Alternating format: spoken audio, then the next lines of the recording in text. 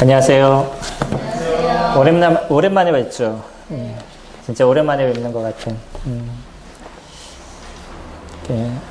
집을 떠나보면 집이 얼마나 좋은지를 이제 아는 것처럼 몇 주 이렇게 나가서 여러 많은 교회들을 보고요. 교회들이 갖고 있는 좋은 모습들을 많이 보고 왔습니다.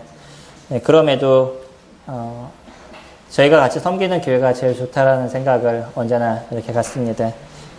오랜만에 이렇게 오게 되는데 오면서 성도님들 볼 수 있는 게 설레는 마음이 있더라고요. 성도님들도 언제나 그러한 마음으로 저희들이 함께 하고 있다라는 생각을 이렇게 갖습니다. 오늘 저희 누가복음 말씀 같이 살펴볼 것입니다. 누가복음 16장 19절부터입니다.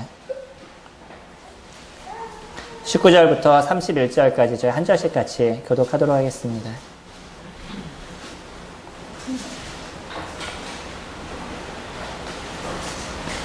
(16장 19절입니다) 한 부자가 있어 자색 옷과 고운 베옷을 입고 날마다 호화롭게 즐기더라. 그런데 나사로가 이름하는 한 거지가 언제 떼서도 그의 대문 앞에 버려진 채 그 부자의 상에서 떨어지는 것으로 배불리려 하매 심지어 개들이 와서 그 헌대를 핥더라. 이에 그 거지가 죽어 천사들에게 받들려 아브라함의 품에 들어가고 저녁으로 죽어 장사되매 그가 음부에서 고통 중에 눈을 들어 멀리 아브라함과 그의 품에 있는 나사로를 보고 불러 이르되 아버지 아브라함이여 나를 긍휼히 여기사 나사로를 보내어 그 손가락 끝에 물을 찍어 내 혀를 서늘하게 하소서. 내가 이 불고 가운데서 괴로워하나이다. 아브라함이 이르되 예 너는 살았을 때에 좋은 것을 받았고 나사로는 고난을 받았으니 이것을 기억하라. 이제 그가 여기서 위로를 받고 너는 괴로움을 받느니라. 그뿐 아니라 너희와 우리 사이에 큰 구멍거리가 놓여 있어 여기서 너희에게 변명하고자 내 갈 수 없고 거기서 우리에게 변명할 수 없게 하야 하느니라. 이르되 그러면 아버지여 구하노니 나사로를 내 아버지의 집에 보내소서. 내 형제 다섯이 있으니 그들에게 증언하게 하여 그들로 이 고통받는 곳에 오지 않게 하소서. 아브라함이 이르되 그들에게 모세와 선지자들이 있으니 그들에게 들을지니라. 이르되 그렇지 아니하니이다. 아버지 아브라함이여 만일 죽은 자에게서 그들에게 가르는 자가 있으면 회개하리라. 이르되 모세와 선지자들에게 듣지 아니하면 비록 죽은 자 가운데서 살아나는 이가 있을지라도 권함을 받지 아니하리라 하였다 하시니라. 저희가 잘 알고 있는 말씀입니다. 혹시 아직 이 말씀에 대해서 처음 들어본 분도 계신다면 오늘 여기서 하시는 말씀의 깊은 의미를 함께 느끼실 수 있으면 좋을 것 같습니다. 어저께 제가 뉴스를 보면서 뉴스 속에 PC방 사건에 대한 판결에 대한 이야기를 이렇게 살펴봤습니다. 그때 이제 PC방 사건을 통해서 그 김성수라는 친구가 그 알바를 했던 사람을 이제 죽이게 됐었죠. 그때 제가 자세히 보지 않았는지 모르지만 이번에 보니까 80군데를 찔렀더라고요. 그리고 칼 끝이 부러질 정도로. 그렇기 때문에 여태까지 어떤 판결이 나도 우리나라는 사실은 사형이 없어진 나라입니다. 사형이 없어진 나라고 몇십 년 동안 지금까지 사형이 구형은 됐어도 사형이 집행된 적이 없어요. 그런데도 이 친구의 1차 그 판결이 사형으로 떨어졌습니다. 그 판결 내용을 보면 그가 주장하는 것처럼 심신미약으로 인한 것이라고 보여지지 않고요. 그리고 그 재발의 위험이 분명하게 있기 때문에 영원한 격리가 필요하다라는 내용이었습니다. 영원한 격리가 필요하다라는 내용을 이렇게 보면서 사람 사이에서도요, 사람과 사람 사이에서도 이렇게 무엇인가 큰 문제를 진 사람이 있다 그러면 다른 사람과 완전한 분리를 해야 되는 것이 이 땅에 살아가는 사람들의 생각이구나라는 것을 보게 됐습니다. 이게 사람들의 모습인 것이에요. 그리고 나서 그가 이런 판결이 내려질 때 마지막 이야기, 할 얘기가 없냐라고 얘기했었을 때 한 얘기가 뭐였냐면, 고인과 가족들에 대해서 미안합니다 라고 이야기를 하더라고요. 그전에는 그의 감정 가운데 사람들에게 대해서 미안한 마음이 별로 없었어요. 어쩌면 사람들 속에서 가장 무서운 사람이 감정이 없는 사람이죠. 이 감정이 없다는 것은 딴 사람의 마음을 모른다는 것이에요. 딴 사람이 어떤 고통과 어떤 어려움이 있는지에 대해서 모른다는 거죠. 이건 진짜 무서운 겁니다. 보통 우리가 사이코패스라고 얘기하면 감정이 없는 사람이죠. 자기의 어떤 어려움이나 이런 거는 상당히 잘 알아요. 근데 남에 대한 어려움과 아픔에 대해서는 생각하지 않습니다. 어쩌면 우리들의 모습에서도요, 우리가 그것이 얼마만큼 있느냐, 없느냐의 차이를 갖고 있지, 자세히 저희가 저희를 살펴보면, 딴 사람에 대한 것을 생각보다는 나에 대한 생각이 더 크죠. 내가 더 힘들 것인가, 내가 더 어려울 것인가, 내가 더 아플 것인가, 뭐 이런 나에 대한 생각은 많이 갖지만 딴 사람이 얼마나 힘들 것인가, 딴 사람이 얼마나 고통스러운 것인가, 이런 부분에 대해서는 별로 생각을 갖지 않는 게 어쩌면 인간의 본성인 것 같습니다. 근데 그런 부분에 있어서 조금 누가 많냐 적으냐 이런 차이를 갖고 있는 거죠. 이게 하나님이 우리를 보시는 어떤 잣대인 거죠. 사람과 사람 사이에도요, 그렇게 남의 감정에 대해서 생각하지 못하고 자기 감정만 생각하는 사람들은 결국은 분리를 시켜야 된다는 거예요. 왜냐하면 그렇게 하지 않으면 이 사람은 또 다른 사람에게 동일한 문제를 발생할 수도, 또 그런 문제가 나타나게 할 수도 있기 때문인 거죠. 사람의 모습이 이렇다 그러면 하나님은 어떠실까요? 많은 사람들이 그런 얘기를 하죠. 왜 사람들을 지옥을 만들어서 사람들을 지옥에 보내느냐. 물론 지옥도 믿느냐 믿지 않느냐의 어떤 차이가 있겠지만 성경은 저희들에게 분명하게 얘기합니다. 한 번 죽는 것은 사람에게 정하신 것이요, 그 후에는 심판이 있다라고 얘기하죠. 누구나 판결을 받을 때가 있다라고 얘기를 해요. 그래서 사람이 격리시켜야 될 그런 공간이 있어야 된다라는 거죠. 근데 우리가 잘 생각해 보면 사람도 무엇인가 다른 사람에게 해코지를 할 수 있는 사람이 있다면 그런 사람을 격리시키는 게 인간의 모습이라 그러면 하나님은 그 어떤 잣대가 상당히 더 예리하시겠죠. 그래서 다른 사람과의 관계에서 문제를 일으킬 수 있는 존재와 그러지 않는 존재를 구별시키는 거예요. 이것이 지옥과 보통 사람들이 얘기하는 천국에 대한 이야기입니다. 사람들은 천국을 얘기할 때 그냥 뭐 아름다운 곳, 그래서 우리가 가서 유토피아처럼 잘 편안하게 지낼 수 있는 곳, 그렇게 생각을 갖고 있죠. 근데 이런 생각이 틀린 건 아니지만 그런 장소가 아니면 그런 곳이 나타날 수 있는 건 뭐 단순하게 사람이 살아가기에 좋은 환경 뭐 이런 것만이 아니라 더 중요한 거는요, 그런 장소의 중심이 죄가 없는 곳이라는 것이에요. 그러니까 사람들이 죄를 짓지 않는 곳이라는 거죠. 그 차이가 엄청난 차이를 갖고 있습니다. 이 세상을 살아갈 때 무엇이 제일 무서워요? 네. 사람이 제일 무섭지 않나요? 동물보다 더 무서운 게 사람이죠. 그래서 산에 올라가면 사람들이 동물을 만났을 때도 놀라지만 무엇을 만나면 더 놀라냐면 사람을 만났을 때 더 놀라죠. 사람은 사람을 죽일 수도 있고요. 이런 문제가 사람에게 있습니다. 사람에게 가지는 이 악함이 있죠. 그러니까 천국이라는 그 자체에 대해서 제일 그것에 가장 중요한 건 뭐냐면 사람이 죄라는 문제와 이제 떠나 있는, 죄를 짓지 않는 그런 존재들이 모여져 있는 거죠. 죄가 없기 때문에 거기는 무엇이 없냐면 고통과 아픔의 문제가 거기서 떠나 있다는 거예요. 이게 하나님께서 만드신 천국의 모습입니다. 물론 그 가운데 우리가 얘기해야 될 것이 많이 있지만 우리가 이해할 수 있는 그런 것, 왜 하나님께서는 천국과 지옥이라는 것을 만드셨을까라는 그 부분에 있어서 하나님께서 얘기하신 그 천국은 죄를 해결하신 곳이라는 거예요. 이 죄에 대한 해결이 결국은 사람으로 인해서 쉼과 안식의 삶을 살아가게 하는 것이고요. 그리고 더 중요한 것, 죄의 문제에서 완전히 떠나신 그 완전체인 그 하나님과 함께할 수 있는 인생이 그곳에서 주어지고 있다는 것이죠. 이 김성수 씨가 했던 얘기, 고인과 가족들에게 죄송합니다라고 얘기했던, 그때 당시에는 그런 얘기를 안 했던 걸로 제가 기억이 납니다.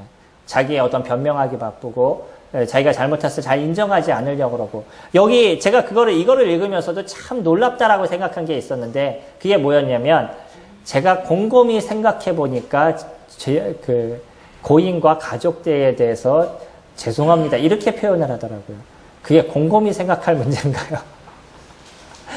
그만큼 그의 어떤 감정적인 게, 아무리 고민해봐야, 많이 고민해봐야 자기의 문제가 뭔지 그때서 나타난다는 거예요.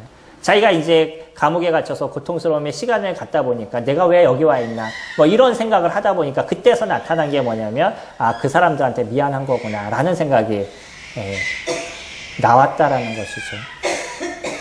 만약 그 사람이요, 그런 자기의 행동의 문제가 어떤 거였는지에 대해서 조금 일찍 깨달을 수 있었으면, 그러면 이와 같은 문제가 발생하지 않았을 것입니다.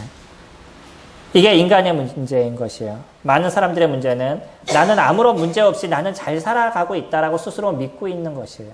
이 사람 스스로도 자기가 잘못했다라고 얘기하지 않는 건 많은 사람들이 손가락질하고 욕을 하지만, 그러나 이 사람의 입장에선 자기는 잘못하지 않았던 거예요. 자기의 감정이 더 컸던 거고 그 사람이 어떤 문제가 더 컸던 거지 내가 실수했다 그렇게 얘기할 그런 생각이 들지 않았다는 거죠. 우리 한번 우리 스스로를 생각해 보죠. 저희들의 인생을 살아가는 데 있어서 어떤 문제가 발생하면은 내가 잘못해서 이런 문제가 발생했다라고 생각해요. 다른 사람이 잘못해서 내가 이런 고통을 당한다라고 생각해요. 저 사람이 만약에 그렇게 하지 않았으면 나는 이런 문제가 없었을 텐데 저 사람 때문에 내가 지금 힘들어 라고 얘기하는 것이 대부분의 사람들의 마음입니다.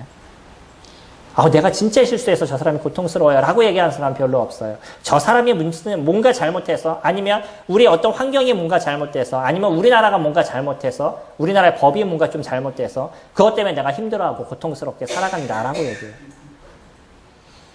가끔은 연세 드시는 분들을 만나면 그런 얘기합니다. 나라가 나에게 아무것도 안 해준다고.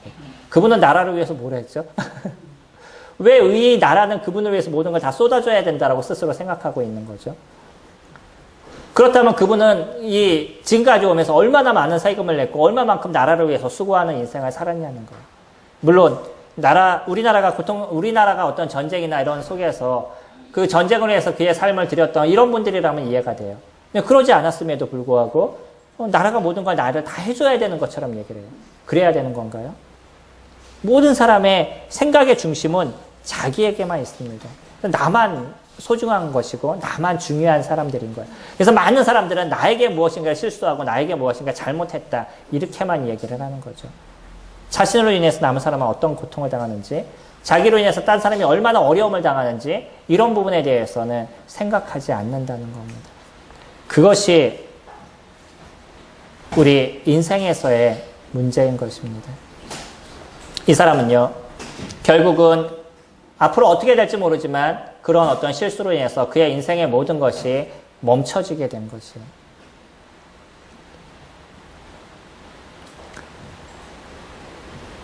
일찍 깨달았으면 이런 문제가 없었을 수도 있는 거죠. 한 번 사는 인생인데 그 한 번 사는 인생에 모든 것이 거의 멈춰진 그런 삶이 그에게 지금 놓여져 있는 겁니다. 어쩌면 그거는 그 사람에게 보이는 모습이라고 그러면 지금 세상을 살아가는 모든 사람들 속에서도 이미 멈춰진 인생을 살아가고 있는지 몰라요. 하나님께서 모든 사람에게 무엇이라고 얘기하냐면 너희들은 죽었다라고 선포를 해주고 있어요. 우리 에베소서 2장 말씀 볼까요? 여기 손을 잠깐만 놓으시고 에베소서 2장 말씀을 보시면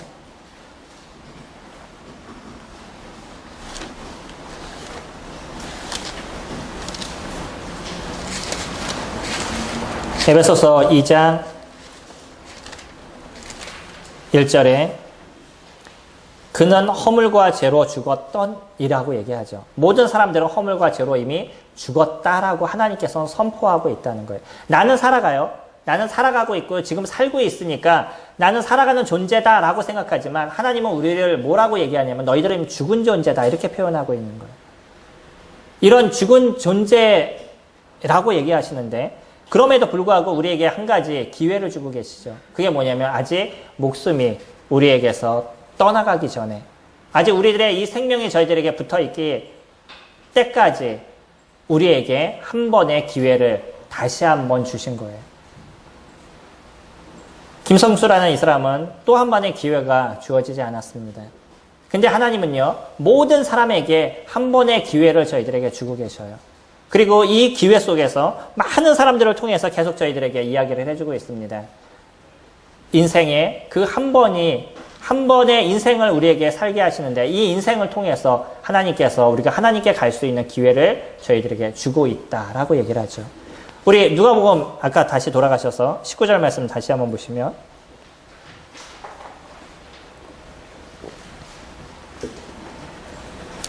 19절 보시면 한 부자가 있어 자색 옷과 고운 베옷을 입고 날마다 호화롭게 즐기더라.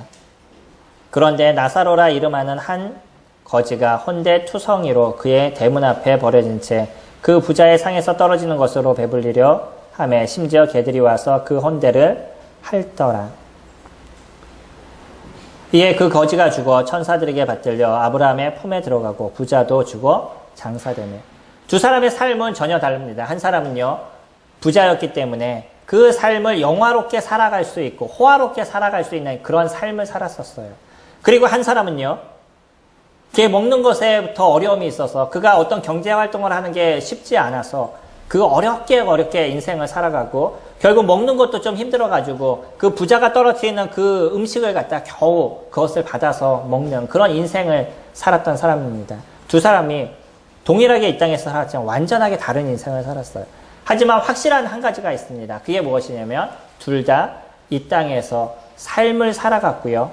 둘 다 죽음을 당하게 됐다는 거예요. 아무리 잘 먹고 잘 살아도 그 사람은요, 결국 죽게 된다는 것이고, 또 이 거지도 비록 이 땅에서는 어렵게 살았지만 결국 그에게도 놓여있는 그 한 가지, 변함없는 그 한 가지는 죽음이라는 거예요. 그러지 않나요? 우리 인생을 살아가면서 죽지 않는다라고 얘기할 수 있는 사람이 있나요? 모든 사람이 죽는 것에 대해선 진리라고 얘기를 하죠. 제가 이번에 많은 사람들과 좀 교제를 했습니다. 한날은 아침 9시부터 시작해서 오후 1시까지 말씀을 5시간을 전하고 밥 30분을 먹고 개인적으로 만나서 교제해가지고 저녁 9시 40분까지 교제했어요. 쉬지 않고. 제가 시간을 재보니까 12시간이 넘어가더라고요, 결국은. 네. 그러면서 많은 사람들을 만나면서 계속적으로 얘기를 했었습니다. 네, 얘기를 하는데 그 중에 이제 한 친구는 어떤 생각을 갖고 있냐면 완전한 거는 없다는 거예요. 완전한 것은 없고 거기에 한 1% 정도는 뭔가 다른 가능성을 남겨놔야 된다는 거죠. 그래서 제가 물어봤어요. 그러면 이 컵은 만들어진 거예요? 아니면 저절로 생긴 거예요? 그랬더니 만들어진 거래요. 그러나 혹시 모르니까 1%는 어떻게 될지 모르는 그 1%는 남겨놔야 된다는 거죠. 이해가 되시나요? 모든 것은 100%가 없다는 거죠. 그러니까 만들어진 걸 자기도 믿지만 혹시 아닐 수도 있는 1%는 있다라고 얘기하는 거예요. 이해되셔요? 그 친구는 그렇게 믿습니다. 제가 그 친구의 생각이 이해가 돼요. 왜냐하면 우리가 과학을 얘기할 때요. 우리가 과학을 얘기하면 상대성 이론 같은 경우에는 그거는 불변이라고 얘기했었거든요. 근데 그 상대성 이론 중에서도 몇 가지는 깨졌어요. 그건 다시 진리가 아닌 거죠. 그때 당시에는 진리라고 믿었는데 시간이 지나니까 진리가 아닌 거예요. 그 아닌 거에 1%가 남아 있었다는 거죠.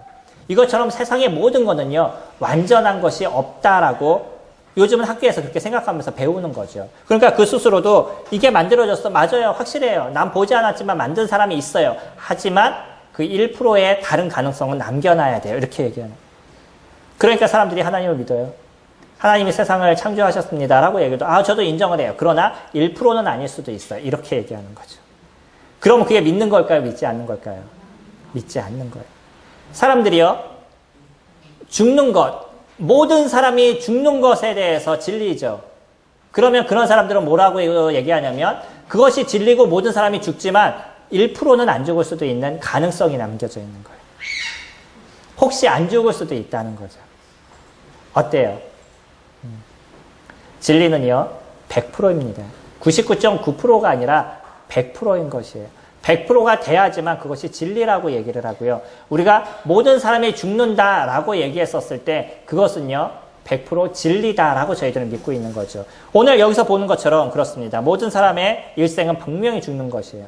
히브리서에서 얘기하는 것처럼 한 번 죽는 것은 사람에게 정해진 것입니다.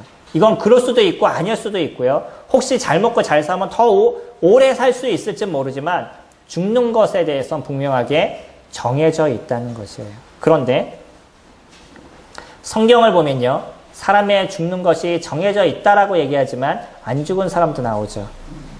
그 가능성 1%가 있지 않나요? 그쵸? 네. 신기한 얘기를 지금 들으셨죠? 절대 진리라고 조금 전에 다 얘기하셨는데 절대 진리가 아니었었죠. 모든 거는 절대 진리가 아닌 부분들이 있을 수 있다는 것이에요. 근데 우리가 일반적으로 인생을 살아가는데 하나님 그분의 역사 없이 우리들의 삶에 죽음을 안 당한 사람은 존재하지 않는다는 거죠. 물론 그렇게 하늘에 올라갔던 사람도 그 사람의 육체가 이 땅에 있었던 육체의 모습으로 주님의 나라에 올라간 것은 아닐 겁니다. 호련히 변화하는 모습이 있었고 그것이 육적인 몸을 벗는 것이죠. 동일하게.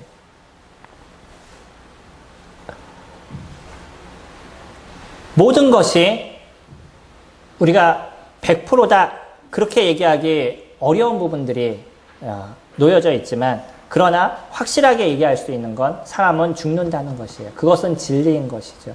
근데 죽고 나서 그 이유에 대해서 우리가 얘기를 하면 많은 사람들이 뭐라고 얘기하냐면 죽고 난 다음에 끝이다 라고 얘기를 해요.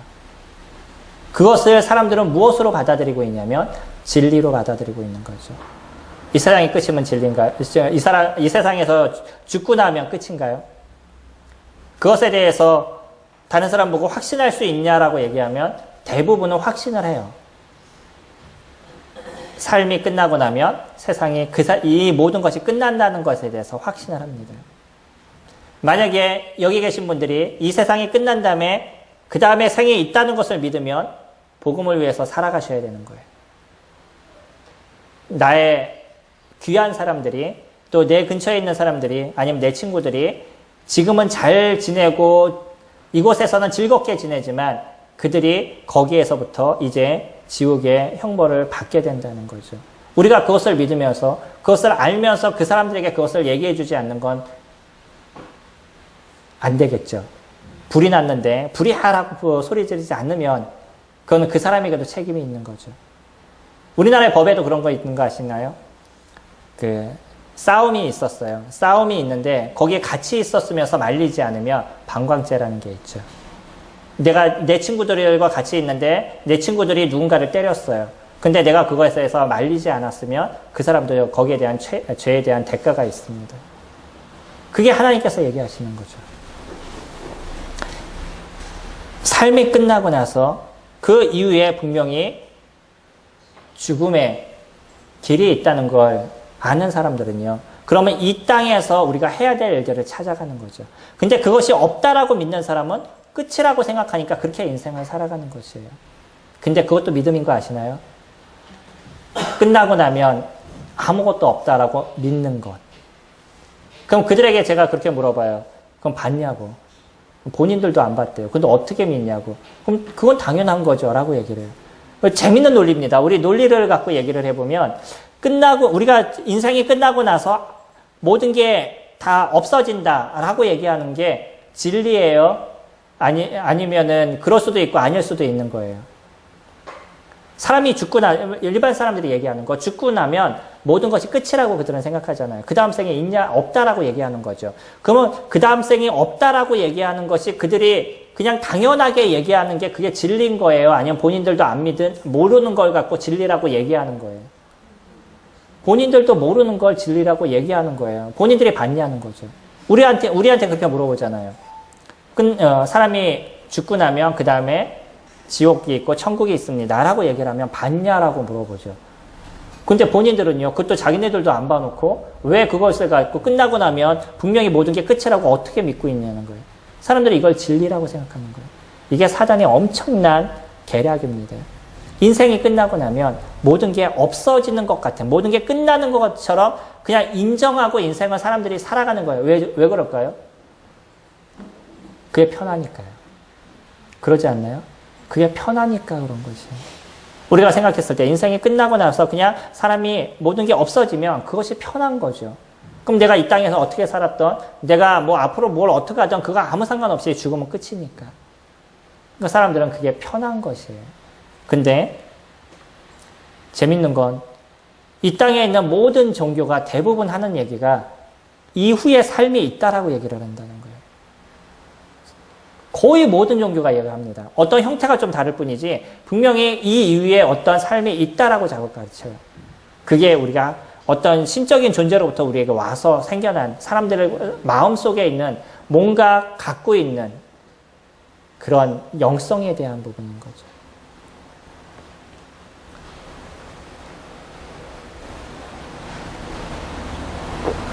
(22절) 다시 보셨던 것 보시면 거기에서는 그 사람들이 죽은, 그러니까 모든 것의 진리라고 우리가 얘기했던 나사로도 죽고요, 부자도 죽었습니다. 근데 그 죽고 나서 그 다음에 어떻게 됐냐면 그 거지가 죽어 천사들에게 받들려 아브라함 품으로 들어가고, 거지는 천국으로 들어갔죠.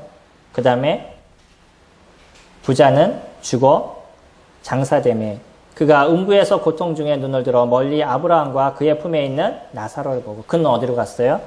지옥으로 내려가게 됐던 것이죠. 죽음은 똑같았습니다. 이 땅에서 살아가는 모습은 달랐어요. 근데 그에게 동일하게 주어진 것은 무엇이었냐면 둘 다 죽음이라는 동등된 모습을 갖고 있었던 거예요. 삶의 질이 조금 달랐어도 죽음이라는 것은 누구에게도 벗어날 수 없는 동등된 모습이었습니다. 그러나 그 죽음 이후에 그들의 인생은요, 또 달라지게 됐던 거예요. 한 사람은 천국으로 올라가고 한 사람은 지옥으로 내려가는, 이 완전한 갈림 속에서 그 두 사람의 운명이 결정이 된 것이죠. 이것이 하나님께서 우리 가운데 얘기하시는, 사람들이 이 땅에 살아가는 동안에 혹시 다른 사람에게 어려움을 끼치는 사람이면 감옥이라는 곳에 이렇게 격리를 하거나, 그것이 진짜 심한 사람이라면 그 사람의 목숨을 취해서 완전히 세상과 격리시키는 일들을 사람이 한다 그러면, 하나님께서는요, 죄가 있는 사람과 죄가 없는 사람을 있는 그대로 완전하게 분리를 시키는 그런 역할을 하시는 거예요. 그리고 죄가 없는 사람들은 죄가 없는 곳에서, 그곳에서 죄 없는 인생을 살아가는 것이고, 죄 있는 사람들은 그 죄에 대한 대가를 지옥에서 받는 그의 영원한 삶을 그들이 살아가게 한다는 거예요. 이게 공평하게 모든 사람에게 놓여져 있는 것입니다. 돈이 많거나 돈이 없거나, 머리가 좋거나 머리가 안 좋거나, 키가 크거나 키가 작거나, 잘생기거나 못생기거나 아무 소용이 없다는 거예요.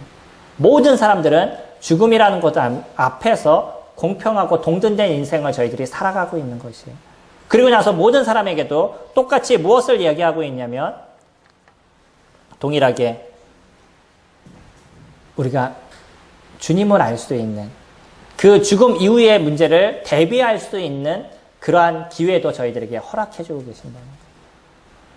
만약에 누구에게는 그런 걸 준비할 수 있는 기회를 주고 누구에게는 준비할 수 없는 기회를 준다면 그거는 불공평하신 분이죠.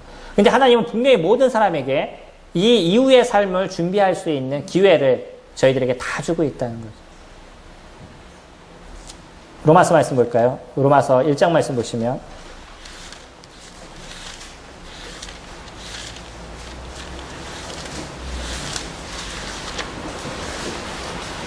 로마서 1장 20절에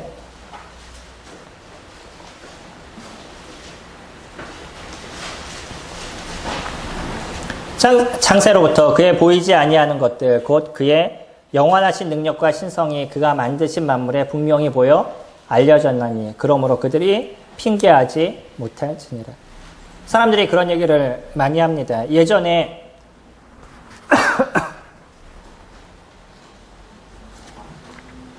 복음을 듣지 않은 사람들, 그 사람들은 어떻게 구원을 받고 그 사람들이 다 지옥에 간다면 불공평한 거 아닙니까? 라고 얘기하지만, 하나님은요, 모든 사람들이 하나님을 알 수 있는 증거를 저희들에게 분명히 주셨다라고 이야기를 합니다.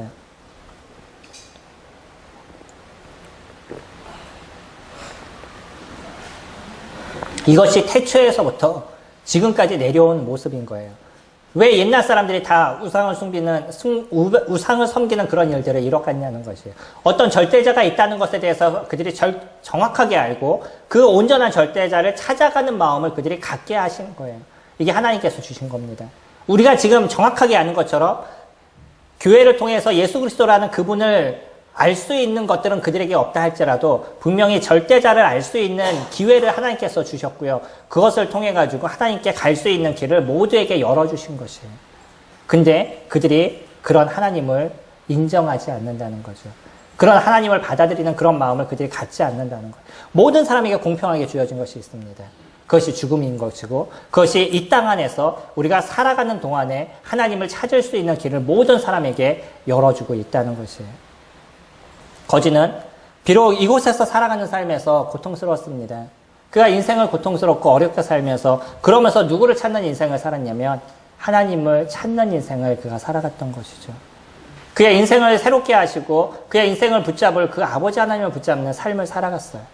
그가 주님을 그 하나님을 붙잡았기 때문에 이 땅에서 부자가 됐다 그런 것이 아니고요. 그가 하나님을 붙잡았기 때문에 그의 미래를 준비할 수 있는 길이 그에게 열려 있었다는 거죠. 부자는요.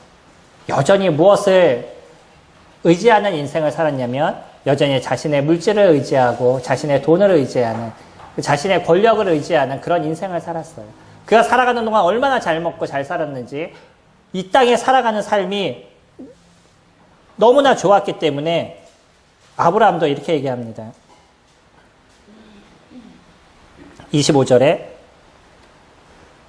아브라함이 이르되 예 너는 살았을 때 좋은 것을 받았고 나사로는 고난을 받았으니 이것을 기억하라. 이제 그는 여기서 위로를 받고 너는 괴로움을 받으리라. 그가 누릴 수 있는 인생의 모든 것은 이 땅에서 다 누렸다는 것이에요. 근데 나사로는요. 이 땅에서 비록 고난을 당하고 어려움을 당했지만 그러나 그는 누구를 찾는 삶을 살았냐면 하나님을 찾는 그런 인생을 살았다는 것이죠. 많은 사람이 이 땅을 살아가면서 단순하게 하나님을 믿는 이유도 뭐냐면 부자가 되기를 원하고 돈을 많이 벌기를 원하고 아니면 좋은 직장을 가기를 원하고 그것이 하나님을 섬기는 이유가 되고 있더라고요. 그는 하나님을 섬기는 것이 아닙니다. 무엇을 섬기는 것이냐면 자기의 돈을 섬기고 있는 것이에요. 거기에 누가 그 일을 해주는 분이냐면 하나님이 대신해주는 분으로 생각하고 있는 것이죠. 그가 하나님을 믿는 것인가요? 그러지 않습니다. 우리가 잘 생각해야 될 것이 있어요. 교회에 나오고 이래 가지고서는 무엇인가 이 땅을 살아가는 좋은 것을 얻기 위해서 마음을 쓰신다면 그 속에서 우리가 하나님을 찾을 수 없다는 것입니다. 우리에게 있어서는요. 하나님 그분이 누군지를 알고자 하는 마음을 저희들이 가져야 되는 것이고 하나님 그분을 믿고자 하는 심령을 저희 가운데 열어주게 됐었을 때 그때 이 나사로처럼 비록 이 땅에서의 어떤 고통과 어려움의 문제가 그에게 있었다 할지라도 여전히 그는 그의 인생에서 함께 하시는 하나님과 함께 살아가는 인생을 살아갈 수 있었다는 것이에요. 하나님께서는 우리들에게 그 지옥의 형벌을 만들어 놓으신 그 자체가 사람을 집어넣기 위해서 만들어 놓으신 것이 아니었었죠. 그 지옥에 대한 부분은 사단과 그의 마귀를 위해서 죄를 일으킨 죄의 원흉들을 집어넣기 위해서 그것을 만들었는데 그곳에 누구도 같이 들어가게 되었냐면 죄 가운데 놓여져 있는 인간들도 그 속에 들어가게 되어버린 거죠. 이건 하나님의 마음이 아니셨습니다. 하나님께서 우리를 집어넣기 위해서 지옥을 만든 것이 아니라 인간 스스로가 자신이 갖고 있는 욕심과 자기 스스로가 하나님처럼 되고 싶어하는 그런 마음들, 하나님 없어도 인생을 잘 살아갈 것처럼 세상을 잘 살아갈 수 있을 것처럼 생각하는 그 오만함으로 생긴 그 죄에 대한 문제, 결국 그거로 인해서 지옥의 형벌을 받게 된다는 거예요. 주님을 믿는 사람은 그렇기 때문에 어떻게 변할까요? 그의 인생의 중심을 하나님께 놓는 인생으로 변하게 되는 것입니다. 주님을 믿었다는 것은 어떤 사람이 얘기하는 것처럼 내가 주님을 믿었기 때문에 그냥 천국에 갈 수 있어요 이렇게 얘기하는 것이 아니라 내가 주님을 믿었기 때문에 그 주님과 함께하는 인생을 살아가게 되는 것이 단순하게 천국의 목적이 아니라 하나님을 인정하고 하나님을 의지하는 삶이 무엇인지를 정확하게 알고 그분과 함께 살아가는 인생을 살아가는 것, 그것이 하나님을 믿은 사람들의 특징인 것입니다. 여전히 많은 사람들이 교회를 다녀요. 우리나라처럼 많은 교회가 있는 곳도 드뭅니다. 외국에서 오면 신기해하더라고요. 밤에 비행기가 이렇게 내리잖아요. 그러면 위에서 이렇게 쳐다보면 무엇만 보이냐면 빨간 십자가만 보여요. 그럼 저희가 공동묘지인가? 뭐 이런 생각도 했다가 이제 내려오면 궁금하니까 물어보죠. 저 십자가를 많이 봤는데 저희가 도대체 뭐예요? 라고 혹시 적십자예요? 뭐 이렇게 물어보기도 하고. 아니 교회라고 그러면 무슨 교회가 그렇게 많냐고. 저희들 봐요. 여기서 한 건물 넘어 다 교회입니다. 제가 진짜 상대원처럼 많은데도 못 봤다라고 싶을 정도로 이렇게 쭉 내려가다 보면 한 건물 지나 교회예요. 얼마나 많은 교회들이 있죠? 이 많은 교회들을 통해서 하나님께서 하시고 싶은 얘기가 무엇이에요? 너 나를 의지해야 돼 라는 것이죠. 너 나에게 와야 돼 라고 얘기하는 거예요. 돌이켜서 나에게 오라고 얘기하는 것이에요. 나에게 돌아오면 내가 너를 새롭게 해줄게 라고 하나님께서는 끊임없이 이야기하고 있습니다. 근데 사람들이요. 그래서 교회에 나가지만 여전히 그 사람은 하나님께 돌아가는 사람이 아니라 무엇에게 돌아가는 거냐면 그냥 돈에게 조금 더 좋은 방법을 택하기 위해서 하나님이라는 것을 선택해서 돈이라는 것을 조금 더 빨리 벌기를 원하고 좀 더 좋은 직장을 하나님이라는 그분을 통해서 얻기를 원하고 하나님이라는 그분을 위해서 좀 더 건강하기를 원하는 그런 심령 가운데 교회를 나가게 되는 그 속에서 주님을 만날 수 있을까요? 돈 때문에 하나님을 믿은 사람은요, 돈이 없어지면 어떻게 될까요? 하나님을 버리게 되는 것이죠. 그건 믿음이라 얘기하지 않습니다. 믿음은 이제 그 온전하신 하나님을 내가 알았기 때문에 그 하나님과 영원히 함께 살아가는 삶에 놓여져 있는 것이 그 믿음 안에 있는 사람들의 특징인 것이에요. 그들은 세상의 그 어떤 것으로 인해서도 흔들리지 않습니다. 왜냐하면 100% 완전하신 하나님을 내가 알았기 때문인 거예요. 하나님 그분을 100% 인정하시나요? 주님을 믿는 사람은요, 전지전능하신 그 하나님을 100% 인정하는 사람인 것이에요. 그러니까 그 완전하신 하나님이 우리 인생을 붙잡으시고 우리 인생을 함께 하심에 대해서 흔들리지 않는 그 인생을 살아가는 사람들이 그게 하나님을 붙잡는 사람들의 모습인 거죠. 근데 그 하나님을 인정하지 않으니까 그 하나님이 이 세상을 창조했다라고 얘기하지만 그러나 인생을 살아갈 때는 그분이 내 삶에서 아무것도 할 수 없는 분인 것처럼 그분이 그 전지전능하다라고 얘기하지만 내 삶에서는 아무것도 안 하시는 분처럼 그렇게 생각을 하면서 인생을 살아가죠. 그러니까 하나님께 예배하는 것보다 자기의 중요한 인생이 더 먼저인 것이에요. 내 것이 더 먼저인 거죠. 믿음이란 건 혹시 나사로를 보면서 좀 고민하셔야 될 부분이 있습니다. 나사로가 주님을 믿어서 부자가 됐나요? 나사로가 주님을 믿어서 거지 생활을 청산할 수 있었나요? 그러지 않았습니다. 나사로 여전히 그 모습 속에 있었어요.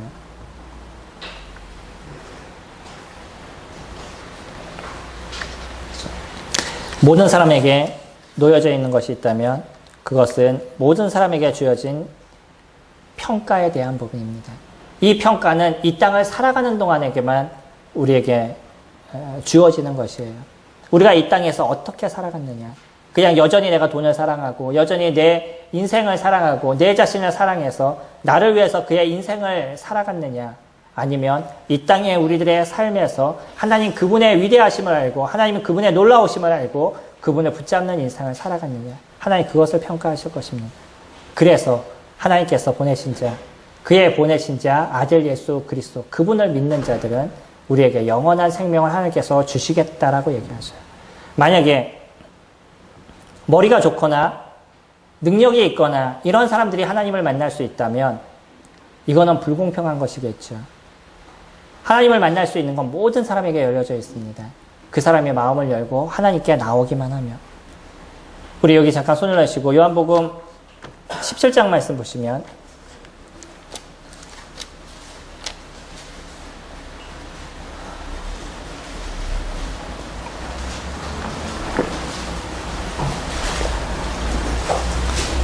요한복음 17장 3절에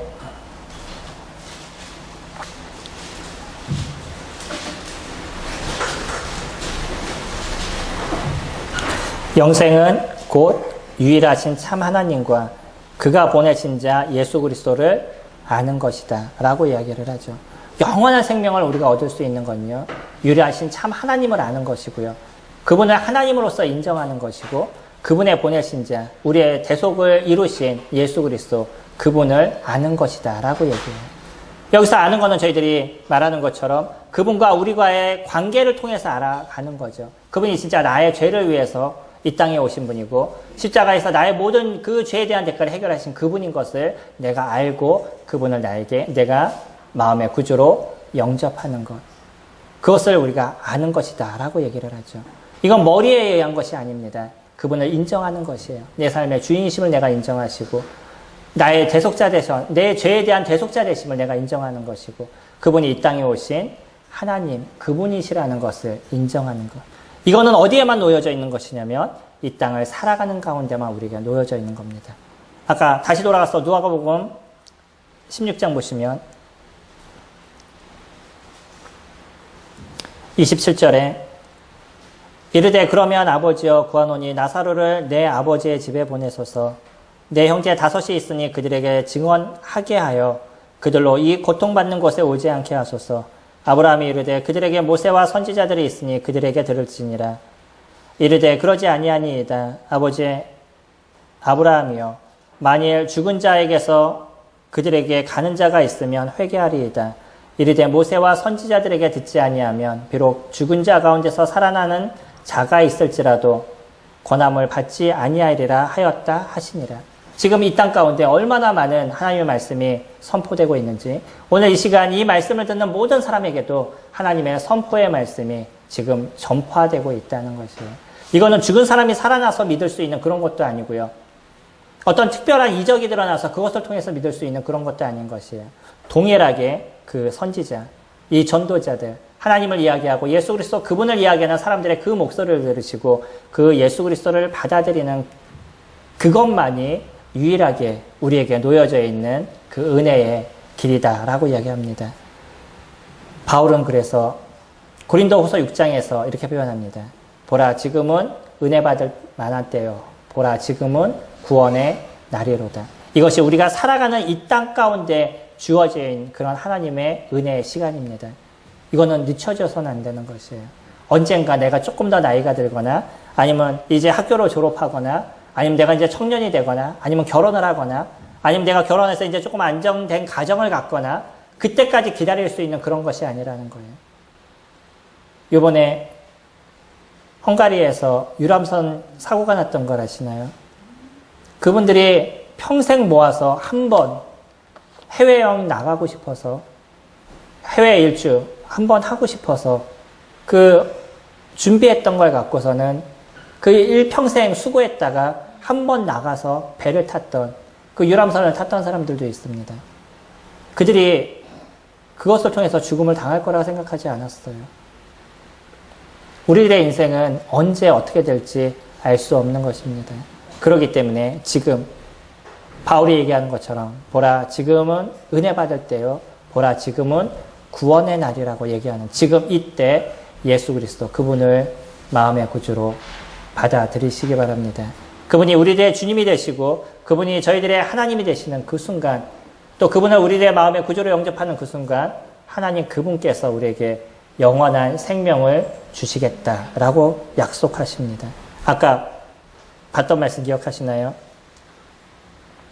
요한복음 17장 3절 영생은 유일하신 참 하나님과 그가 보내신 자 예수 그리스도를 아는 것이다.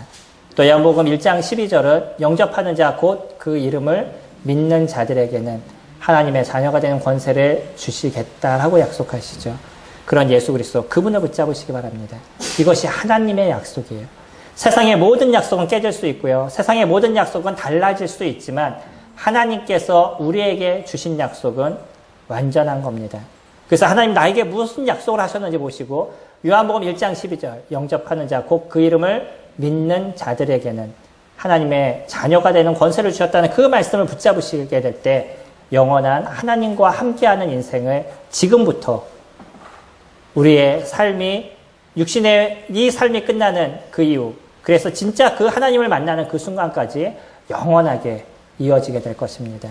오늘 이 순간 하나님과 함께 하시는 모든 분들이 되시기를 소망합니다.